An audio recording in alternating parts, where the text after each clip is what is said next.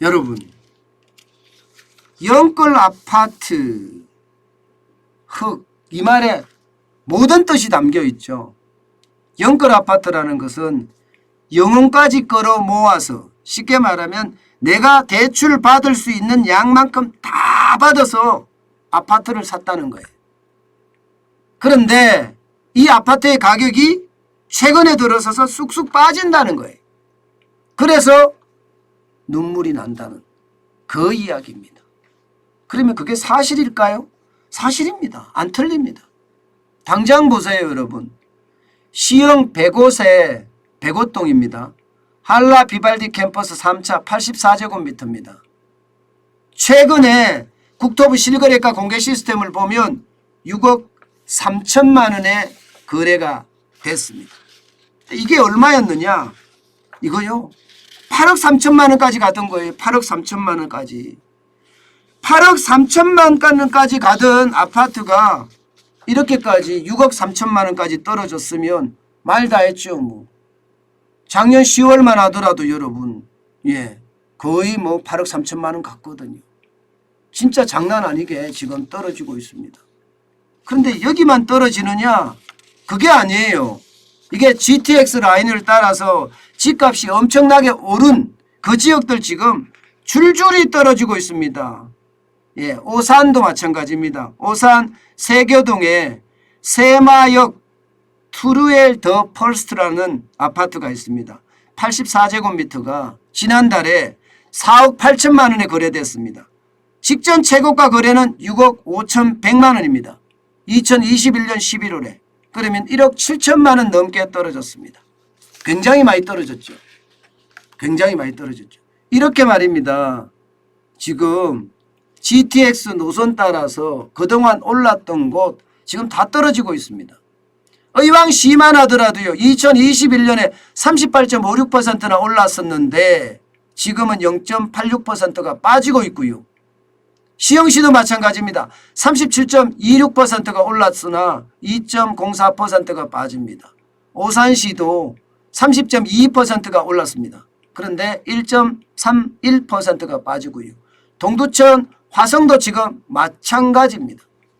진짜 많이 떨어진다는 이야기예요. 진짜 많이 떨어진다. 2억이나 떨어졌으니 영끌에서 한 사람들이 사실 여러분 2억 벌기가 얼마나 힘들지 여러분들 잘 아시죠? 주말도 휴일도 없이 진짜 열심히 일하면요. 한 5년 안에 2억 벌을 수 있을까요? 5년 안에? 5년 안에 2억 벌기도 진짜 쉽지 않을 거예요. 그죠? 상황이 그런데 2억까지 떨어졌으니 영끌이 젊은이들에게 많이 일어난 일들인데 그게 충격이 되지 않겠습니까?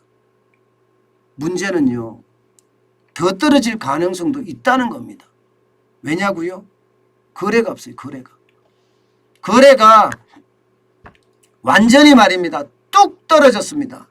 수도권 분기별 아파트 매매 거래량을 보면 2021년 1분기에는 92,468건입니다.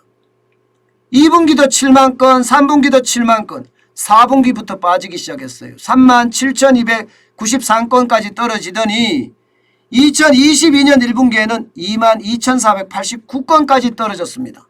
굉장히 많이 떨어졌죠. 굉장히 많이 떨어졌습니다. 거래량이 떨어진다는 건 여러분 망설인다는 거예요. 망설인다는 이야기는 집을 내놔도 실제로 안 팔린다는 이야기입니다. 집을 내놔도. 그만큼 말입니다. 부동산 시장이 얼어붙었다. 이야기가 맞는 얘기예요. 그러면 수도권만 그러냐? 수도권만 그렇지 않습니다. 서울도 마찬가지예요. 서울도. 서울도 마찬가지입니다. 이 도봉구 보세요. 도봉구 보면요. 2021년 4분기하고요. 2022년 1분기하고 보면 거래량이 60% 빠졌습니다. 218건에서 87건으로 떨어졌고요. 성동구도 마찬가지입니다. 225건에서 93건 58.7%가 떨어졌고요. 강북구도 84건에서 51건으로 39.3%가 떨어졌습니다.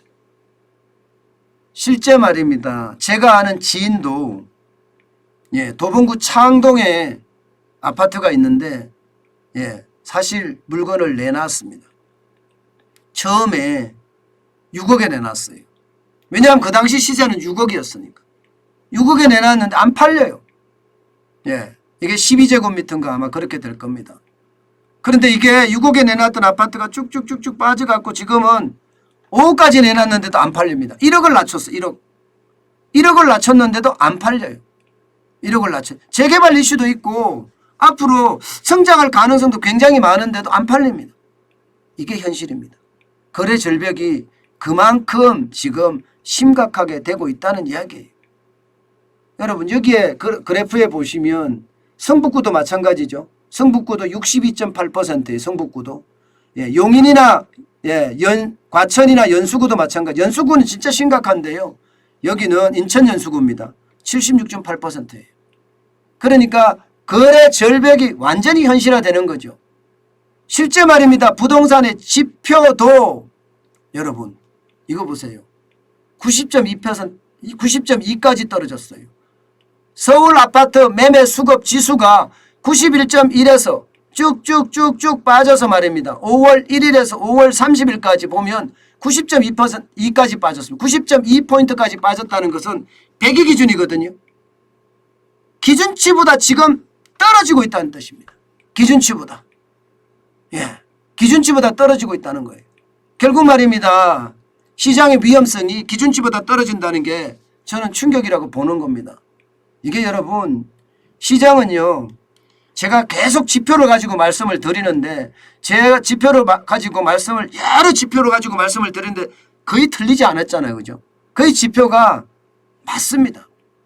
지표가 대부분 제가 말씀드리는 대로 예, 여러 지표를 검증을 해보면 추세선은 맞아요.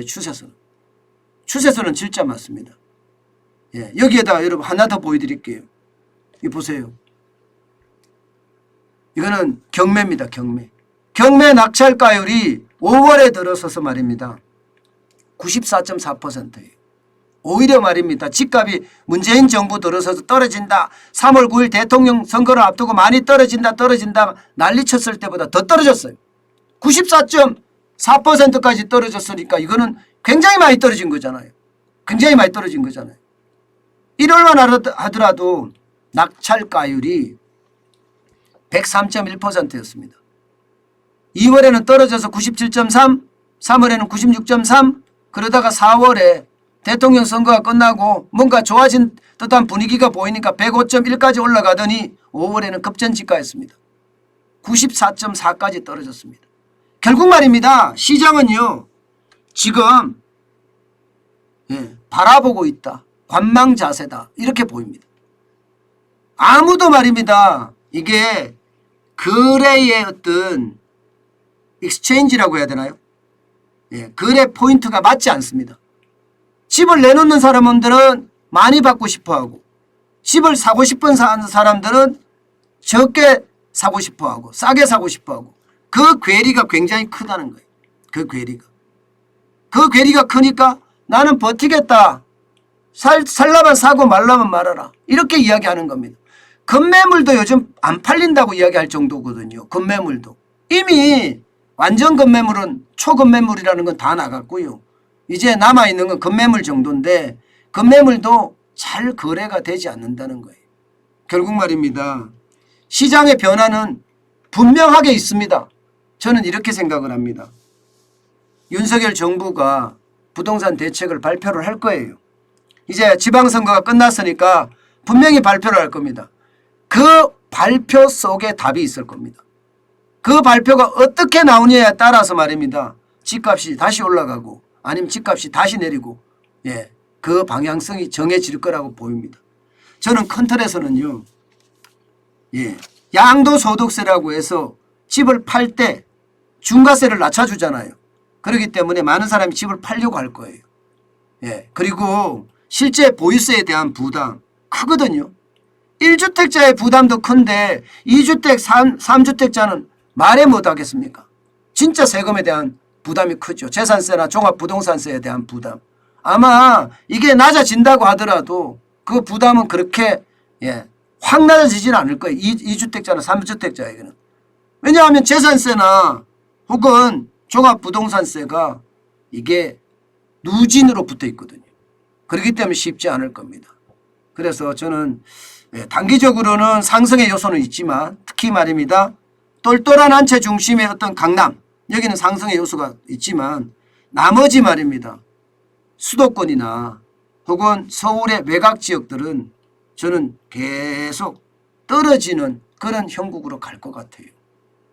근데 얼마까지 떨어지느냐는 진짜 장담하기 어렵지만 분명히 물가 상승률이 있었으니까 그만큼은 유지하겠지만요. 저는 굉장히 많이 떨어질 수도 있다.